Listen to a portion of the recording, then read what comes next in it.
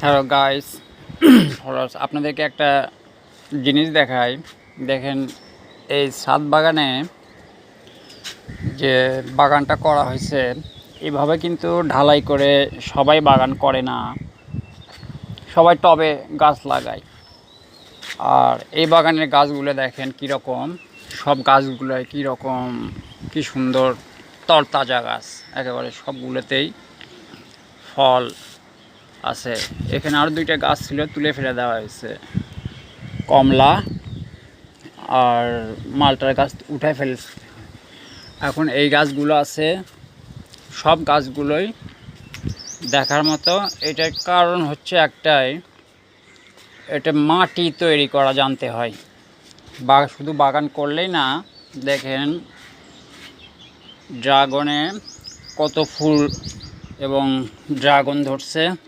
এ দেখেন ড্রাগন ধরছে, ওই যে ড্রাগন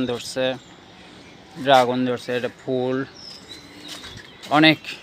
ড্রাগন দেখেন, এই যে ফুল, অনেক ফুল ধরছে। নিচেও আছে, ওই যে নিচেও আছে আরও। আমরা গাছটা দেখেন এইটুকুতেই কত বড় আমরা হয়েছে, কি সুন্দর, দারুণ আমরা হয়েছে। কাছ থেকে দেখে পুরা গাছেই আমরা আসে।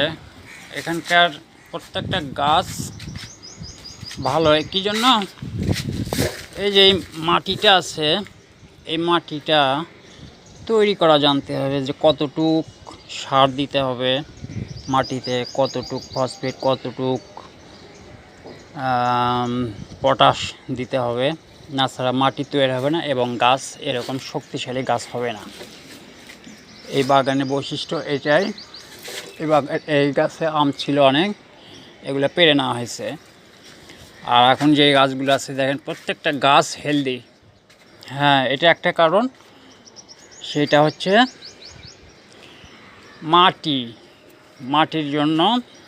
এখানে মাটি মিশ্রণ করা আছে, এর মধ্যে সব উপাদান মিক্সড করা আছে। এই মাটিটা তৈরি করতে হয়েছে সার, গোবর, খয়ের আরও অনেক কিছু উপাদান দিয়ে মাটিটা তৈরি করছে। মাটি ঠিক না হলে সেখানে গাছ হবে না। এখানে যে গাছই লাগানো হোক, সেই গাছই তরতর করে বেড়ে ওঠে। এখানে দেখেন কিছু মূল্যবান গাছ উঠায় ফেলা হয়েছে। তার মধ্যে একটা গাছে দেখতেছি, এটা হলো আনার গাছ। আনার গাছে একটা